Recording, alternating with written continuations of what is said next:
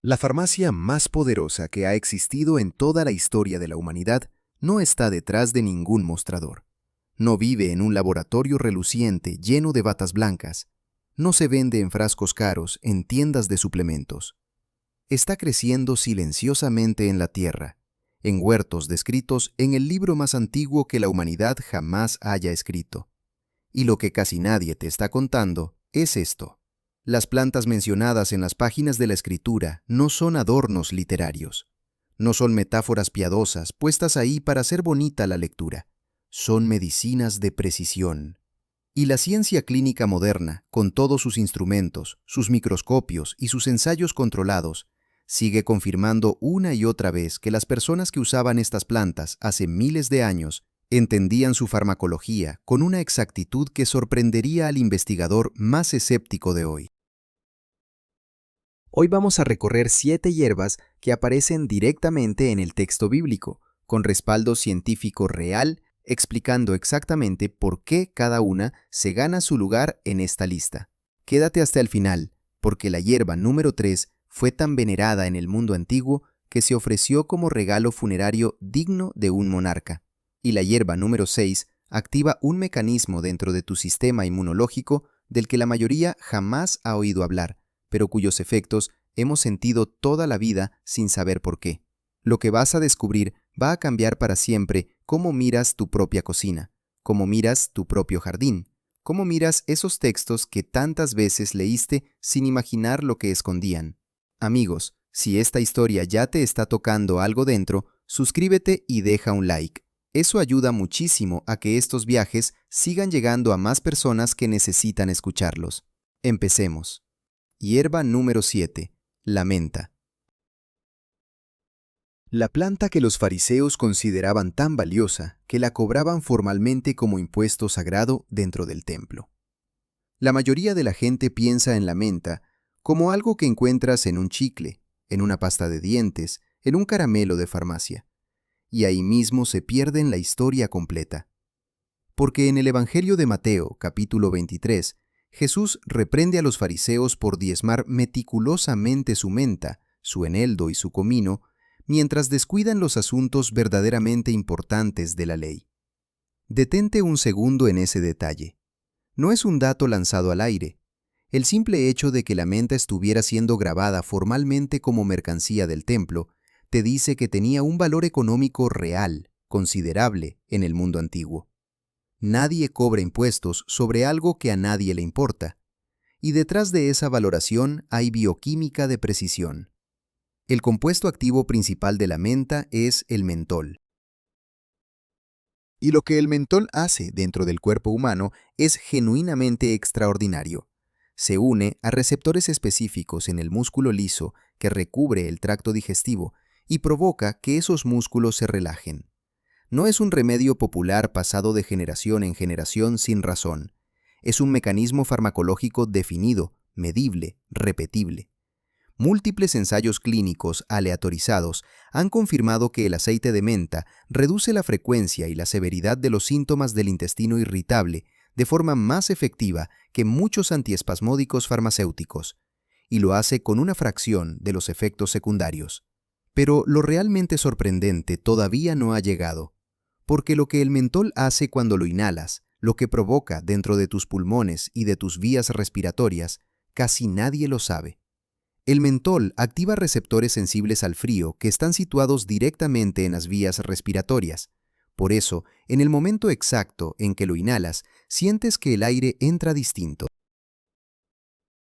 que los pulmones se abren, que la nariz, hace un segundo cerrada por la congestión, de pronto deja pasar el aire con una facilidad casi increíble.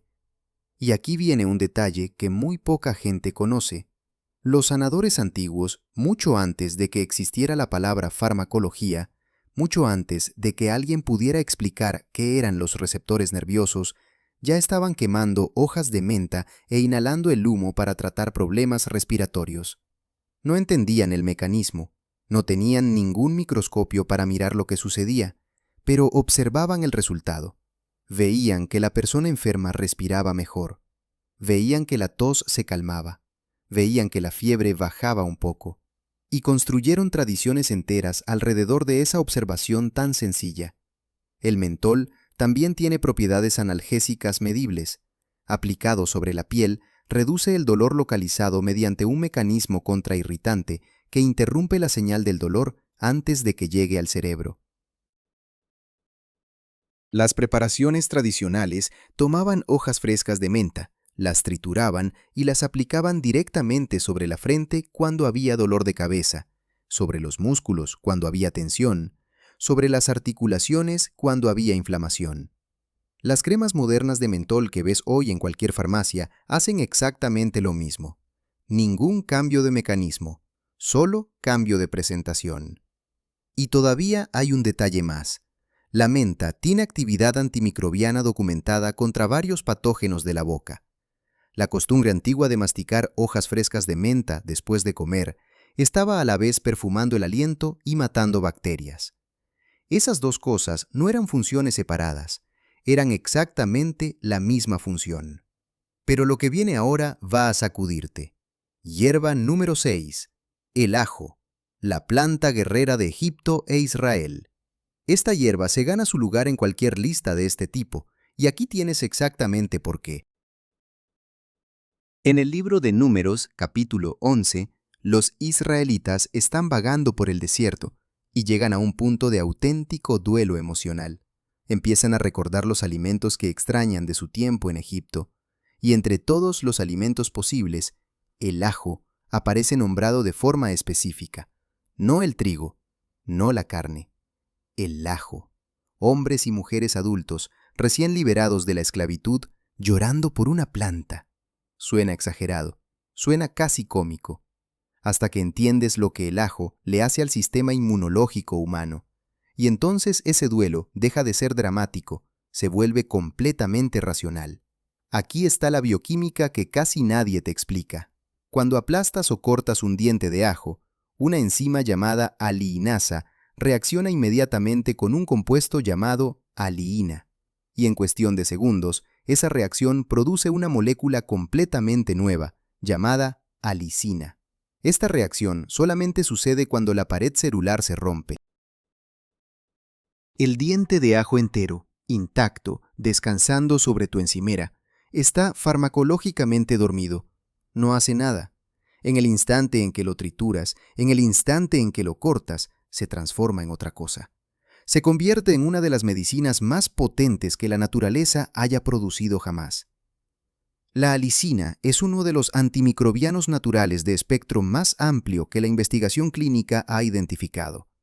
Rompe membranas bacterianas, interfiere con la replicación viral, frena el crecimiento de hongos, muestra actividad incluso contra parásitos. No ataca a un solo enemigo por una sola ruta, ataca múltiples vías biológicas al mismo tiempo. Y lo que esto significa para tu cuerpo es algo que los egipcios llevaban miles de años aprovechando sin necesidad de un solo laboratorio. Y por eso a los microorganismos les resulta casi imposible desarrollar resistencia contra él. Cuando una bacteria se enfrenta a un antibiótico moderno, suele tener que esquivar una sola ruta de ataque. Con el tiempo, aprende, muta, se defiende. Pero contra el ajo crudo, la situación es completamente distinta. La alicina golpea por tantos frentes a la vez que la bacteria simplemente no tiene a dónde correr. Y aquí es donde la cosa se vuelve genuinamente interesante.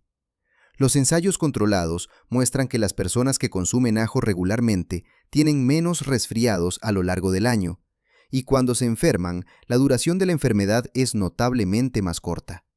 Pero la protección no se queda ahí. Múltiples estudios han confirmado reducciones reales y medibles en la presión arterial de personas con hipertensión.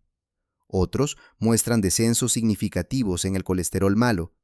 Y la actividad antiplaquetaria del ajo, su capacidad para hacer que la sangre sea menos propensa a formar coágulos peligrosos, ha sido estudiada a fondo en investigación cardiovascular. Los egipcios, que tenían ajo creciendo por toda su civilización, lo registraron en más de 20 preparaciones médicas distintas a lo largo de los papiros que sobrevivieron al paso de los siglos. Lo usaban para infecciones, para problemas digestivos, para tratar heridas. Los israelitas, que lo consumían a diario como alimento básico durante su tiempo en Egipto, no lo comían solamente por sabor. Estaban manteniendo una capa de defensa biológica que desapareció en el momento exacto en que cambió su fuente de comida en el desierto. Por eso lloraron por él. Lo que perdieron no fue solo un sabor, fue una protección. Y aquí viene el detalle que muy pocos te van a contar. La alicina es una molécula extremadamente delicada. El calor la destruye rápidamente. El ajo crudo, recién aplastado, es una medicina completamente distinta del mismo ajo después de 20 minutos en una sartén caliente. Esto no es un detalle menor. Es la diferencia entre tomar la planta como medicina o tomarla solamente como condimento. Aquí va el truco que conviene grabar. Aplasta el diente, déjalo reposar 10 minutos sobre la tabla antes de aplicar calor. Ese tiempo permite que la reacción de la aliinasa se complete del todo y que el compuesto resultante sea un poco más estable frente al calor, pero crudo siempre va a ser más potente. Si quieres aprovechar de verdad lo que esta planta tiene para ofrecer, machácalo y úsalo fresco en aceites, en aderezos, en salsas que no se cocinen. Amigos, si esto que estás escuchando te está aportando algo real, ese tipo de conocimiento que cambia cómo miras tu propia cocina, deja un like y suscríbete al canal. Eso me ayuda muchísimo a seguir trayendo este tipo de contenido. Y ahora pasamos a la hierba número 5. El hisopo. La planta purificadora que tenía razón en absolutamente todo. Aquí tienes una planta que aparece en algunos de los momentos más cargados, más dramáticos, más simbólicamente intensos de toda la escritura, y casi nadie habla nunca de lo que esta planta realmente hace. El hisopo aparece en el libro de Éxodo, capítulo 12, durante la primera Pascua. Los israelitas reciben una instrucción muy concreta. Toma un manojo de hisopo, sumérgelo en la sangre del cordero, aplícalo a los dinteles de tu puerta. En el Salmo 51, David escribe su famosa oración de arrepentimiento y le pide a Dios ser purificado con hisopo. Y en el Evangelio de Juan, capítulo 19, cuando Jesús dice tener sed en la cruz, una esponja empapada en líquido le es alzada hasta los labios, sostenida sobre una caña de hisopo. 3 momentos, 3 planos, una misma planta. En cada uno de esos momentos, el hisopo es el instrumento de la purificación, el instrumento del alivio. Y ese patrón no fue elegido al azar por escritores que nunca hubieran tocado la planta. Lo eligieron porque conocían bien lo que esa planta hacía. El hisopo contiene aceites volátiles, principalmente 2 compuestos llamados pinocanfona e isopinocanfona, que tienen efectos expectorantes y broncodilatadores documentados. Eso significa, en palabras sencillas, que afloja el moco atascado en las vías respiratorias y facilita su expulsión. Por eso fue usado a lo largo y ancho del cercano Oriente Antiguo para tratar tos, bronquitis y dificultades respiratorias. Mucho antes de que existiera el lenguaje de la farmacología, las personas observaron algo muy simple. Quienes tenían infecciones de pecho se recuperaban más rápido y respiraban con menos esfuerzo cuando usaban preparaciones de hisopo. Esa observación era exacta. Pero ahora viene la parte que vuelve clínicamente fascinante el simbolismo de la purificación. El hisopo también contiene compuestos con propiedades antimicrobianas y antifúngicas reales. La investigación ha confirmado actividad contra varias cepas bacterianas y contra ciertos tipos de moho. Cuando la antigua ley mosaica indicaba a los sacerdotes usar hisopo en la limpieza ceremonial de personas que habían estado expuestas a enfermedad o muerte, los sacerdotes estaban usando una planta que tenía propiedades sanitizantes medibles. El ritual era también higiene. Esas 2 cosas no eran funciones separadas, eran exactamente la misma función. Y todavía hay otro nivel detrás de todo esto. El hisopo contiene también una sustancia llamada ácido rosmarínico. Es un polifenol antiinflamatorio potente, estudiado por su capacidad de reducir el estrés oxidativo a nivel celular. Ese mismo compuesto aparece en el romero, en la salvia y en la albahaca, pero las concentraciones que se encuentran en el hisopo son significativas. Lo cual quiere decir que cuando alguien preparaba una infusión de hisopo y la bebía durante varios días seguidos, no estaba solamente aliviando una tos, estaba apagando incendios silenciosos dentro del cuerpo. Estaba reduciendo inflamaciones que ni siquiera sabía que tenía. Los usos tradicionales eran sencillos y efectivos.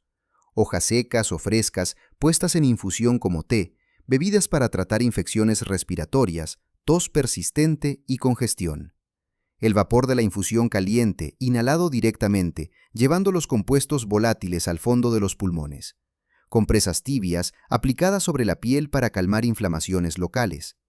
Para la mayoría de la gente del mundo moderno, esta planta ha desaparecido por completo del radar. Casi nadie la cultiva, casi nadie la conoce, casi nadie sabe qué es. Y sin embargo, el mundo antiguo la integró en los rituales más sagrados, más profundos y más importantes de toda su civilización. Eso no fue una coincidencia. Eso fue conocimiento ganado a base de siglos de observación cuidadosa. Pasamos ahora a la hierba número 4, el cilantro. La comparación con el maná que lo cambia absolutamente todo. Presta mucha atención a esta, porque el detalle que la mayoría de la gente salta sin pensar es justamente donde está toda la historia. En el libro de Éxodo, capítulo 16, cuando se describe el alimento que cae del cielo en el desierto, el texto compara su apariencia con la semilla de cilantro. Y aquí empieza algo realmente curioso. Y luego, en el libro de Números, capítulo 11, en ese mismo pasaje donde los israelitas lloran por el ajo y por la menta, vuelven a describir aquel alimento misterioso. Y otra vez, el punto de referencia es exactamente el mismo, la semilla de cilantro, blanca, pequeña, redonda. Piensa por un segundo en lo que eso significa. Tenían esa imagen tan grabada en la memoria visual cotidiana que cuando intentaron describir algo que jamás antes habían visto, fue lo primero que su mente alcanzó a tomar como referencia. Esto no era una planta marginal. Esto no era un condimento ocasional. Esto era un anclaje visual diario, presente en sus mesas, en sus huertos, en sus cocinas, en sus rituales de comida. Y la ciencia detrás de por qué esta hierba estaba tan profundamente integrada en la vida antigua es genuinamente impresionante. Cada parte de la planta de cilantro tiene propiedades medicinales distintas y separadamente documentadas. Las semillas y las hojas frescas, que la mayoría conoce simplemente como cilantro de cocina, contienen perfiles químicos diferentes y trabajan a través de mecanismos diferentes. La semilla de cilantro ha sido usada durante miles de años como ayuda digestiva, y la investigación clínica confirma el mecanismo con una precisión sorprendente. Los aceites esenciales que se concentran en las semillas reducen los espasmos intestinales, estimulan la secreción de enzimas digestivas, bajan la hinchazón y los gases, acelerando el movimiento natural del estómago. Los estudios la encuentran particularmente efectiva contra molestias estomacales y náuseas. Por eso, aparece a la vez en la medicina ayurvédica, en la egipcia y en la del cercano oriente. Civilizaciones distintas, sin coordinación, misma conclusión. Pero lo que viene a continuación es lo que realmente sorprende. El cilantro tiene propiedades ansiolíticas documentadas. Eso significa, en palabras claras, que reduce la ansiedad, y no a través de un efecto placebo, a través de mecanismos neurológicos medibles. Los estudios en animales y los primeros ensayos en humanos muestran que el extracto de cilantro afecta la actividad de los receptores GABA en el cerebro. Esa misma familia de receptores es la que utilizan los medicamentos ansiolíticos modernos para hacer su trabajo. El efecto es lo bastante notable como para que varios equipos de investigación estén persiguiendo esta línea como una posible vía natural de tratamiento contra la ansiedad.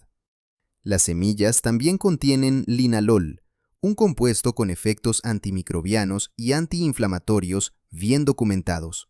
Y los estudios sobre regulación de azúcar en sangre han encontrado que el extracto de semilla de cilantro ayuda a estimular la secreción de insulina y favorece niveles más sanos de glucosa después de las comidas en modelos diabéticos. Los usos tradicionales eran preciosos en su sencillez. Semillas molidas añadidas al pan, a los guisos, a las preparaciones de carne, exactamente como se usaban en el antiguo Israel. Hojas frescas como toque final para dar sabor y apoyar la digestión al mismo tiempo. Té de semilla de cilantro tomado después de comidas pesadas para evitar molestias digestivas. Esta es una de las hierbas culinarias más fáciles de conseguir en cualquier rincón del planeta. Úsala con esa intención, sabiendo lo que estás llevando a tu cuerpo. Y ahora pasamos a la hierba número 3, el incienso. El regalo, que también era una receta médica. La mayoría de la gente conoce el incienso por la historia de la Natividad. 3 sabios, regalos costosos, fin de la historia. Pero lo que casi nadie sabe es que la resina de incienso era mucho más que un símbolo religioso o un objeto de lujo. Era el antiinflamatorio más sofisticado.